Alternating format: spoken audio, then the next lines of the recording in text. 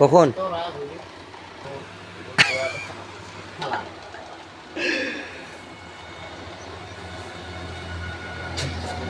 কাণ্ড।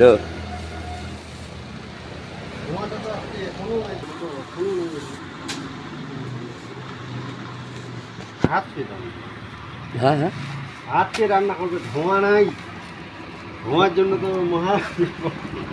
হ্যাঁ ফোন লাগা, ফোন লাগা। ওর কাছে তো মোবাইলই নেই।